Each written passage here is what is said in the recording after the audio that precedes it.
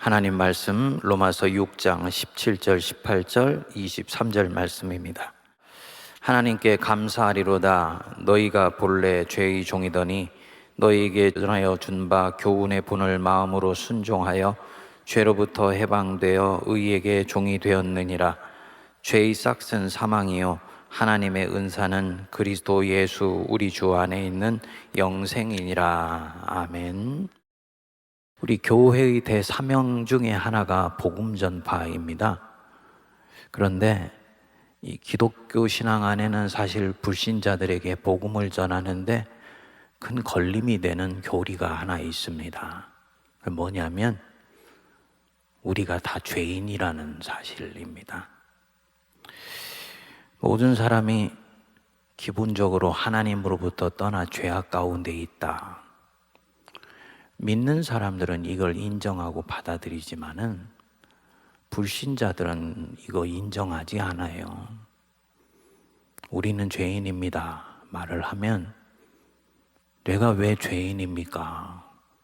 제가 무슨 심각한 범죄를 저지른 경우도 없고 저는 윤리적으로나 도덕적으로 문제 있는 사람이라고 생각하지 않습니다. 이렇게 얘기하잖아요.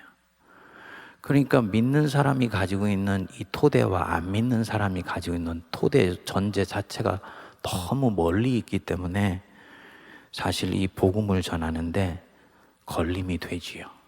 그래서 그들의 귀에 복음이 들어가는 것은 하나님의 역사가 아니면 불가능한 일이다 라고 말을 할 수가 있는 겁니다. 근데 여러분 솔직히 한번 생각을 해보시죠. 불신자들만 자신의 죄인됨을 부정할까요?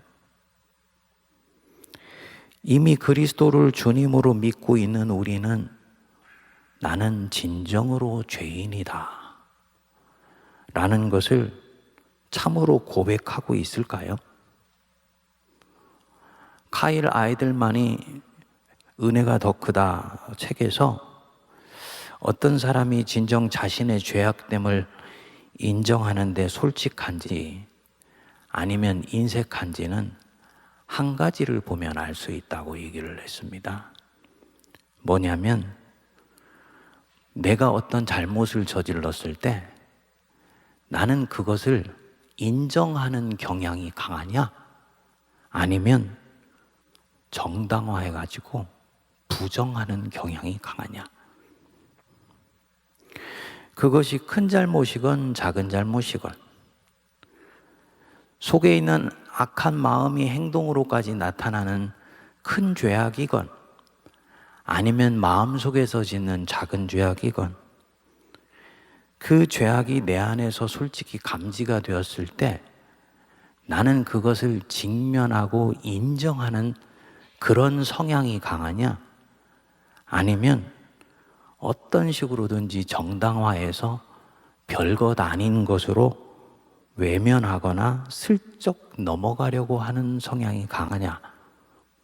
요것에 의해서 죄인됨을 진정 인정하는지 안 하는지가 드러나게 된다고 카일 아이들만이 말을 합니다.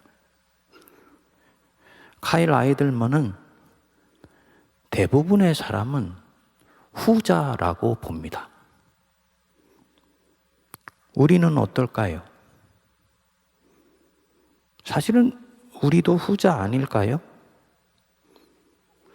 우리는 내 안에 어떤 잘못을 보게 되거나 죄악된 모습을 보게 되면 그렇게 생각하지 않나요? 이것은 생각처럼 나쁜 것이 아니야.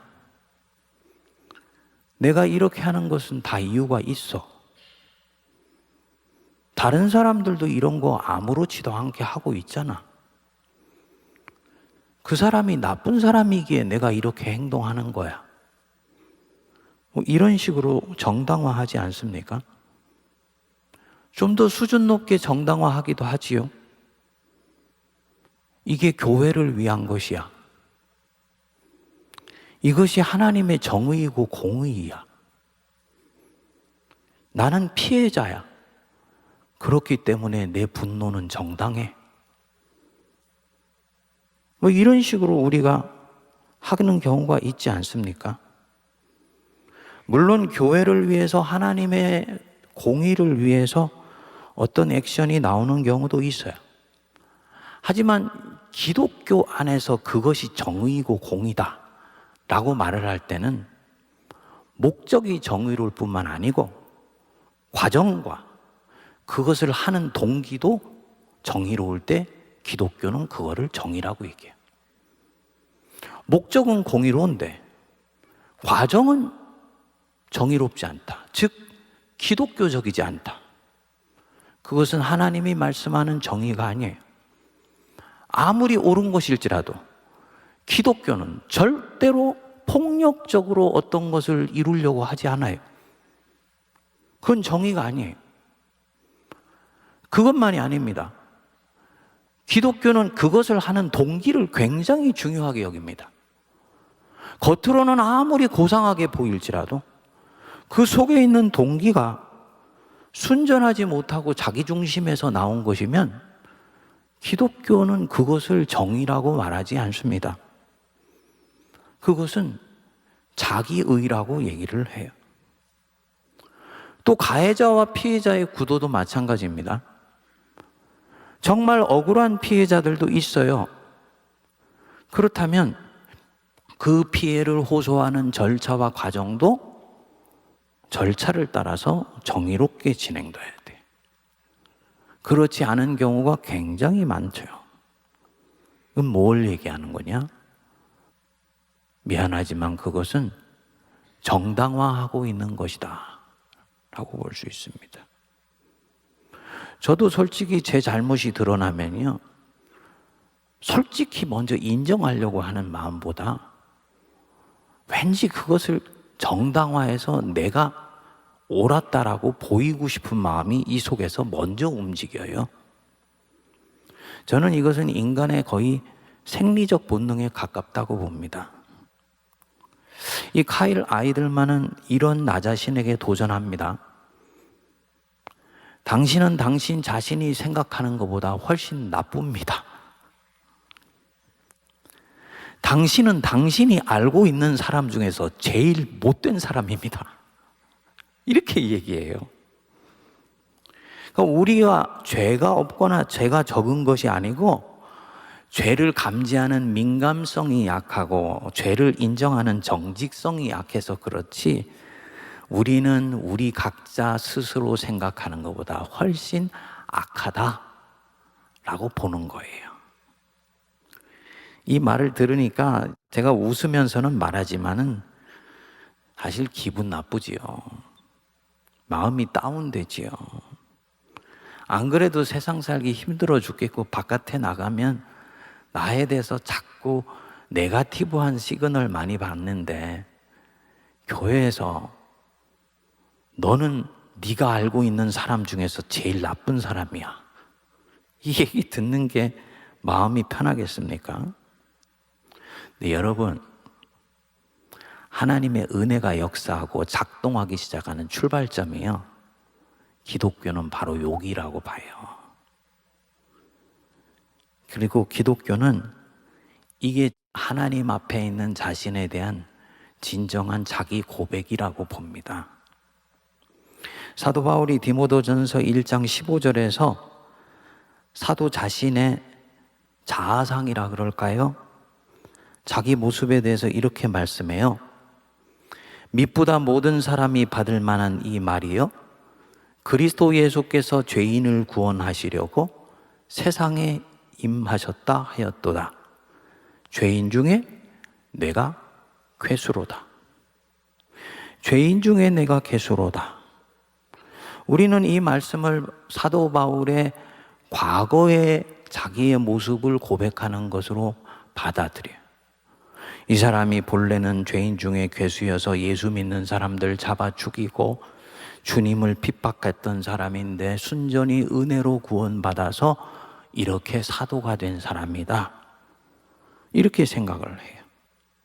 근데 영어로 보면은 I am the worst 이렇게 나왔어요. I am, 현재 자기 존재 상태를 말하는 거예요. 그대로 번역하면요, 나는 정말 최고로 악하도다. 사도 바울이 지금 자기를 보면서 솔직하고 정직하게 자기를 비춰보면 자기는 정말 최고로 악한 사람이라는 거예요. 아까 아이들만의 표현으로 풀어서 얘기하면 자기가 알고 있는 사람 중에 제일 악한 사람이 바로 자기라고 고백하는 거예요. 바울이 그냥 하는 말이 아니에요. 이 면에서 바울하고 우리는 좀 다릅니다. 우리는 죄인이라고 말은 하지만 사실은 진정 자신이 죄인이라고 생각하지 않습니다.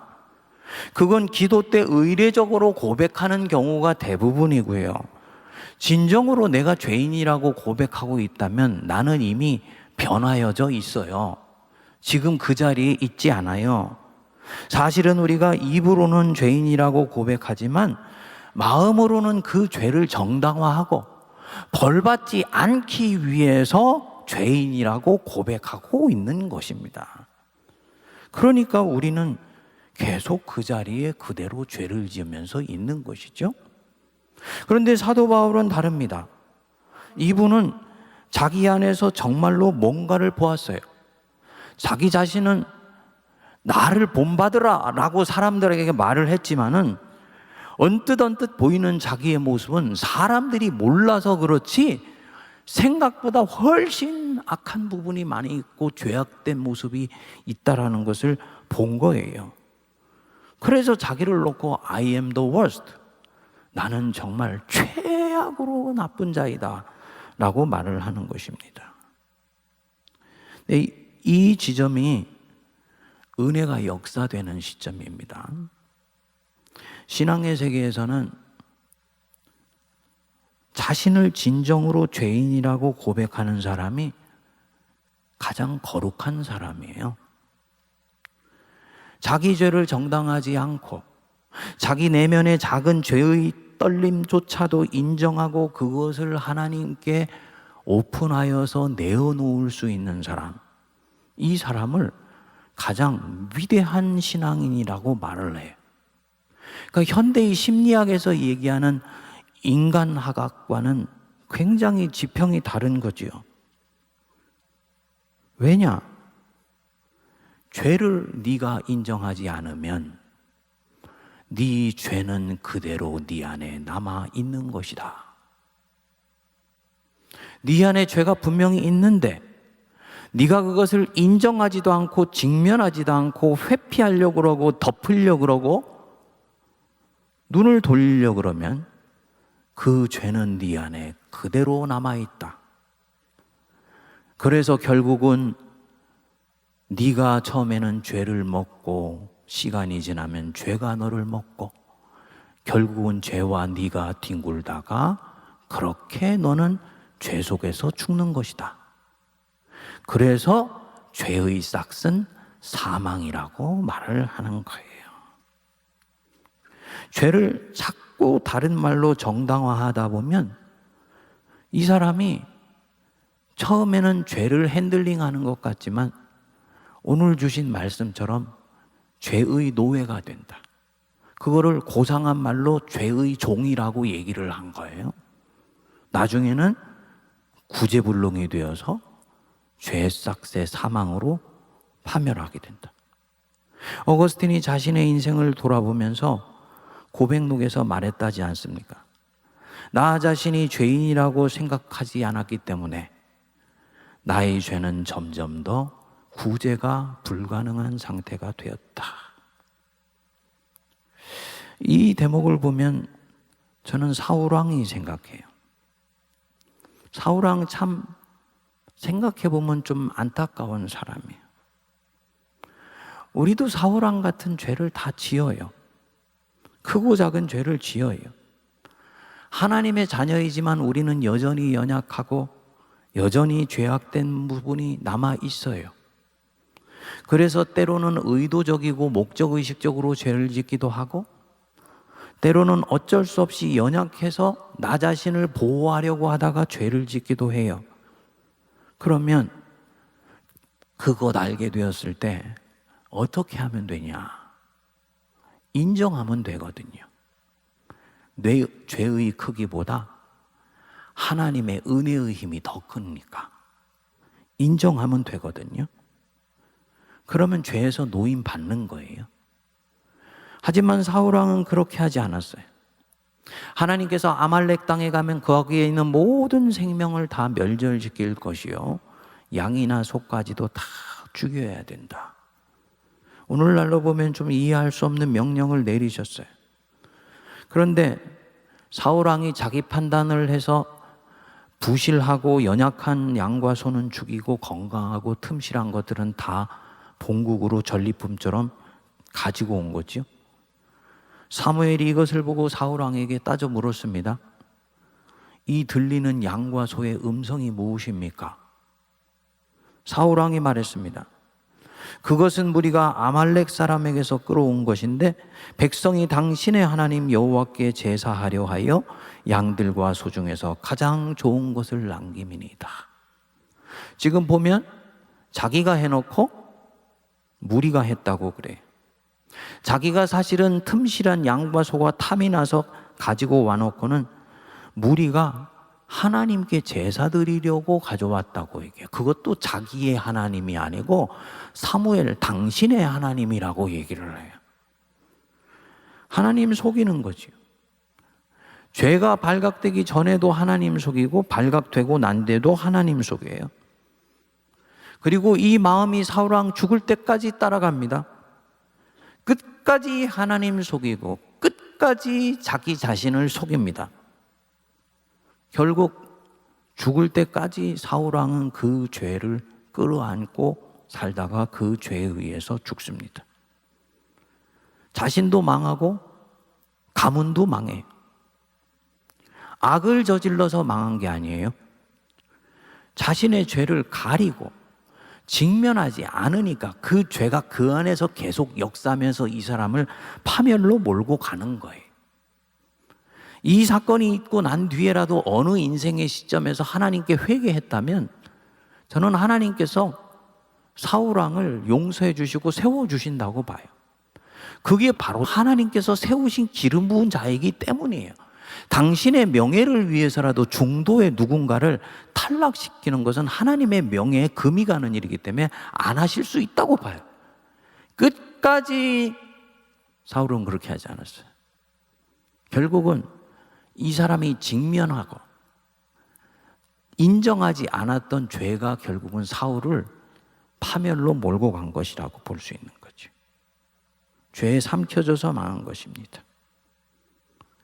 왜 그런 망하는 길로 갔을까? 우리는 왜 내 안에 있는 죄를 민감하게 캐치하고 그것에 대해서 하나님 앞에 고백하고 그때부터 주님과 함께 이 문제를 가지고 씨름하려고 하는 이런 열망이 우리 안에는 약할까? 그게 두 가지죠. 첫 번째로는 별일 없을 거야. 이것 때문에 내가 망하는 일은 없을 거야 라고 생각하는 거 하나고요. 두 번째로는요, 그렇게 고백하고 주님 앞에 가져갔을 때 은혜가 얼마나 큰지를 모르고 있는 거예요. 죄악의 무게보다 은혜의 무게가 훨씬 무겁고 죄의 크기보다 은혜의 크기가 훨씬 크면 아무리 치를 떨 것 같은 깊은 죄를 저질렀다 할지라도 하나님의 은혜의 깊이가 훨씬 깊다는 것을 이 사울왕은 몰랐던 거예요. 자기 지은 죄의 크기보다 죄를 덮어주시는 하나님의 사랑이 크다는 걸 몰랐던 것이지요. 여러분, 이 부분에 있어서 인간은 죄인이라는 것과 우리는 하나님께 사랑받는 사람이라는 것은 충돌하지 않아요. 이것은 동전의 양면이에요. 인간은요, 하나님 앞에 갔을 때 자기가 정직하게 자기를 직면하여서 주님, 저 진짜 못된 놈이에요 라고 말하는 게 합당한 고백이에요. 그리고 하나님은 그런 나를 보시고 이 친구야 무슨 얘기야, 너는 그럼에도 불구하고 내가 너를 품고 사랑해주는 은혜가 훨씬 커. 너는 내 자녀야. 이렇게 하나님은 우리에게 얘기해 주시는 거예요. 이해가 되세요? 이 순서가 바뀌면요, 아주 고약해집니다. 지은재가 퇴상 같은데도 주님한테 갈 때, 주님, 저 그래도 하나님께 사랑받는 사람이죠? 라고 얘기하는 거예요. 이 사람은 그렇기 때문에 자기 죄를 간과해. 죄를 간과하고 하나님께 은혜로 나아갈 수 있는 길은 없어요. 주님이 사랑하시기 때문에라도 이런 나를 다루셔야 되는 거예요. 사울은 이걸 몰랐던 거예요. 자기가 죄인이라고 주님 앞에 고백할 때 하나님의 사랑이 자기의 죄악을 완전히 덮고 씻고 불태워버리고도 남는 놀랍고도 장렬하는 사랑이 주님한테 있다는 것을 이 사람은 몰랐던 거예요. 어리석은 사람이죠. 여러분, 죄를 가리는 순간 은혜도 막혀버립니다. 죄를 부정하는 순간 은혜의 문도 닫혀버려요. 죄를 축소하면 용서와 함께 오는 기쁨도 축소되어 버립니다. 반대로 말을 하면요, 내 안에 있는 죄를 인정하면 그때부터 은혜의 문이 활짝 열립니다. 그리고 하나님이 얼마나 이때까지 나를 은혜로 돌봐오셨는지가 보여지게 돼요. 지난주에 제가 주일날 그 장롱 설교를 하고 나서 굉장히 다양한 피드백을 받았어요. 뭐 은혜를 받았다는 얘기부터 여전히 목사님 그 대롱이 집에 있나요? 뭐 이까지. 예.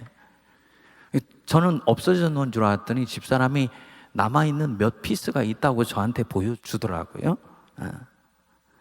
근데요, 제가 사실 그때 그렇게 살 때까지만 해도 저는 제 인생이 굉장히 비장한 인생이라고 생각했습니다. 비장하다는 게 뭡니까? 색깔로 치면 밝은 색이 아니에요. 그렇죠? 주님 위해서 나는 심각하고 비장하게 하나님 나라를 향해서 입에 칼을 물고 갈 거야, 이런 마음이에요. 근데 이것은요, 기독교적인 칼라는 아니에요. 그것은 구도자나 수행자의 모습일 수는 있지만 부활의 신앙은 아니에요. 기독교 신앙은요, 밝아요. 경쾌해요. 부활의 신앙이기 때문에 때로는 아주 질주하면서 달리는 준마와 같은데 이 준마는 숨을 헐떡거리지 않아요. 뛰면서도 미소와 기쁨이 있어요. 근데 저는 굉장히 비장했다니까요. 그러니까 이번에 그 설교를 하고 집에 가봤더니요, 사실 저희 집에 뭐 여러 가지 여러분들이 당연히 가지고 있을 수 있는 물건도 별로 없어요. 집에 있는 건 집사람이나 저나 공부하는 사람이니까 그냥 안방부터 시작해가지고 저 건넌방까지 책으로 다 도배가 돼 있어요. 그런데요, 냉장고 문을 탁 열어봤어요. 명절 때 교인들이 보내준 고기부터 시작해가지고 온갖 것들이 이렇게 쟁겨져 있는 거예요. 제 안에 은혜가 확 밀려오더라고요. 나는 비장하다 생각했는데 주님이 냉장고를 꽉꽉 채워주시고 계시네. 제가 우스갯소리로 말씀드리는 건데 지금 제가 무슨 얘기하는 겁니까? 은혜를 얘기하는 거잖아요. 은혜를. 다른 집에는 어떤 물건이 있는데 우리 집에는 없어. 우리 집에는 책만 있어요. 그런데 냉장고 안에 보니까 꽉꽉 채워졌어. 그거 누가 채워주신 것이냐? 하나님께서 주님 사랑하는 성도들을 통해서 부족한 목사한테 명절이라고 사랑의 마음을 표한 거잖아요. 그게 뭡니까? 사람을 통해서 전해지는 하나님의 은혜를 맛봤을 때 오는 기쁨이 넘치더라니까요. 이게 무엇에서부터 옵니까? 나는 본래 이런 것 받을 자격이 없는데 주님이 나를 사랑하셔서 이것을 채워주셨다 라고 생각할 때 오는 기쁨이에요. 나는 교회 위해서 이것보다도 훨씬 수고하고 넘치게 하는데 왜 나는 다른 사람한테 가지고 있는 물건 하나도 없고 토스트기 하나도 없지? 이렇게 생각하면은 은혜가 역사하지 않습니다. 다시 말씀드리면 누군가에게 은혜가 찾아온다는 것은 이 사람이 은혜를 아는 능력을 가졌을 때 그 은혜가 찾아온다는 거예요. 카일 아들만이 그렇게 얘기를 해요. 아주 멋진 말을 해. 은혜를 은혜로 아는 능력은 은혜의 필요성을 인정하는 정도에 따라 비례한다. 주님, 저에게는 주님의 은혜가 필요해요. 저는 죄인이기 때문에 주님의 은혜가 아니면 살아날 길이 없어요 라고 생각할 수 있는 사람에게 비로소 은혜가 찾아온다는 거지요. 나는 하나님이 사랑하시는 사람이니까 이런 죄 지어도 별로 중요한 게 아니야 라고 생각하는 그릇된 하사람 인식을 가지고 있으면 그 사람은 은혜를 은혜로 알지 못합니다.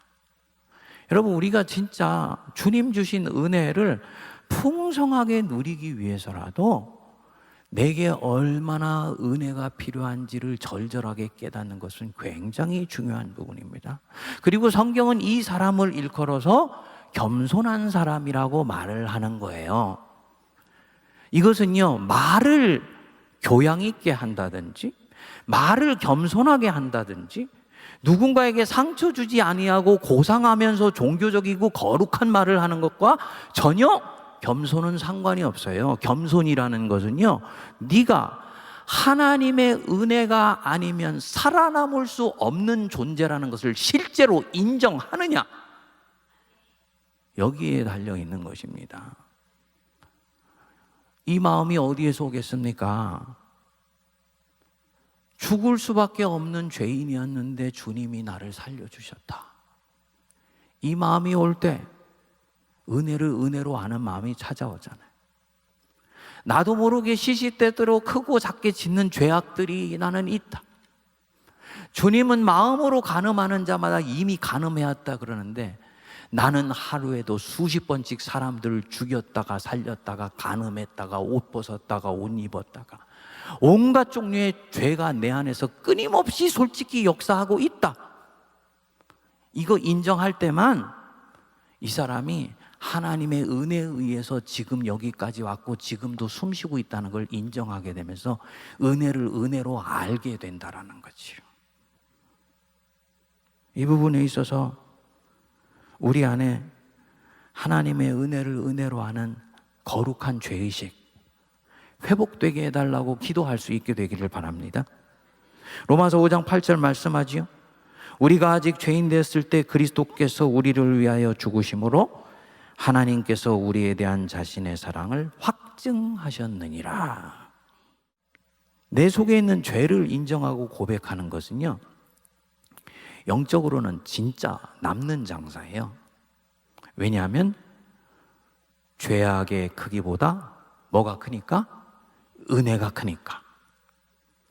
용서받지 못할 큰 죄는 절대로 없다는 것 내가 믿고, 하나님의 은혜가 이 모든 죄를 씻어낸다는 것 믿고, 내가 죄를 고백할 때 오히려 은혜가 내 인생을 덮으면서 나는 그때부터 전혀 다른 새로운 믿음의 삶을 살 수 있다라는 게 믿어지게 되면요, 우리는 자기의 죄를 가릴 필요가 없는 거죠. 오히려 형제 자매 앞에서, 하나님 앞에서 더 담대하게 고백하는 거예요.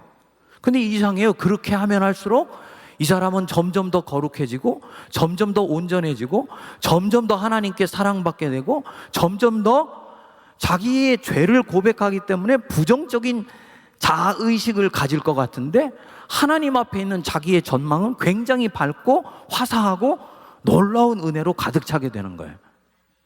아주 인간학의 역설입니다. 다윗은 이 면에서 은혜가 자기 죄보다 더 크고 은혜가 자기의 죄보다도 더욱더 깊다는 걸 알았어요. 자신이 진정 인정하고 고백하면 하나님의 은혜가 자기를 죄로부터 자유케 하고 해방시켜 주신다는 걸 믿었어요. 그래서 왕임에도 불구하고 자기의 부하인 나단이 와서 자기의 죄를 지적하니까 그 부하인 나단이 보는 앞에서 하나님 앞에 무릎을 꿇고 회개를 해요. 은혜가 크다는 걸 안 것이지요.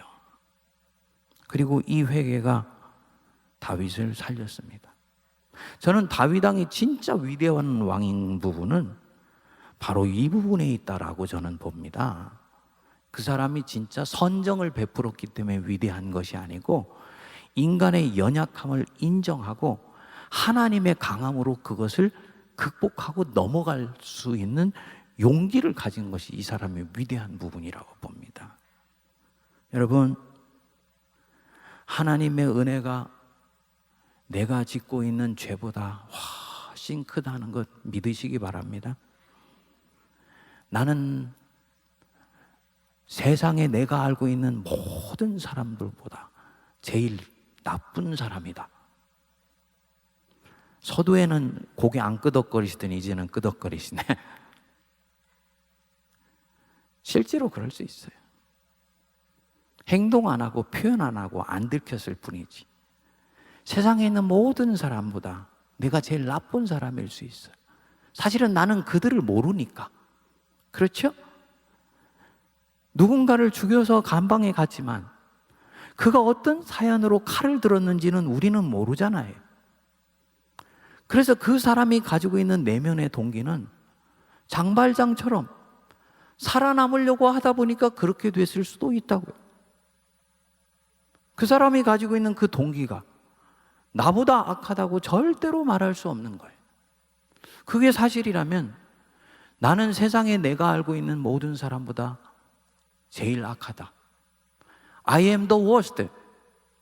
나는 진짜 죄인 중에 괴수다.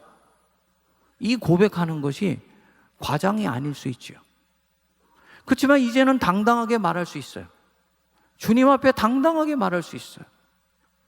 주님의 은혜가 나의 이 죄로부터 나를 자유케 하실 수 있다는 것을 믿기 때문에, 주님이 이런 내 죄를 위해서 죽으셨다는 걸 나는 믿기 때문에, 우리 안에 다른 사람은 모르면 좋겠다 하고 지은 죄가 하나도 없는 분들이 있으시겠습니까? 이거는 사람들 앞에 드러나면 안 되라고 생각하면서 나 혼자만 꽁꽁 싸매고 있는 그 무엇이 단 하나도 없는 분이 있으시겠어요? 잊고 있을 뿐이지 기억의 저편까지 더듬어 들어가면 다 있지요. 그런데 아무도 몰라도 주님은 그거 아시잖아요. 주님은 그거 아시잖아요. 근데 그거 이때까지 한 번도 주님 앞에 내놓은 적이 없어. 몰라주셨으면 생각하는 거예요. 사실은 뭡니까? 내가 정당하면서 비껴 지나갔던 겁니다. 여러분, 이 부분도 오픈하실 수 있으면 좋겠어요. 주님 앞에는 오픈하실 수 있으면 좋겠어요. 주님, 저 이런 부분이 있어요. 주님의 은혜의 보좌 앞으로 나가요. 우리가 죄인 되었을 때 그리스도께서 우리를 위해서 십자가에 죽으심으로 하나님께서 우리에 대한 자기의 사랑을 확증해 주셨으니까 하나님의 사랑으로, 예수 그리스도의 보혈의 능력으로 주님 씻어주시고 이 부분으로부터 자유케 해주시고, 무의식 속에서라도 나를 정죄하고 있다면 떨쳐내게 하시고 이제는 의의 종으로 살아갈 수 있도록 인도해 주십시오. 이 기도할 때 주님께서 우리에게 강력한 은혜 부어주실 줄 믿습니다. 진정으로 죄인이라고 고백하는 사람, 이 사람은 진정으로 하나님께 넘치는 사랑 받을 것입니다.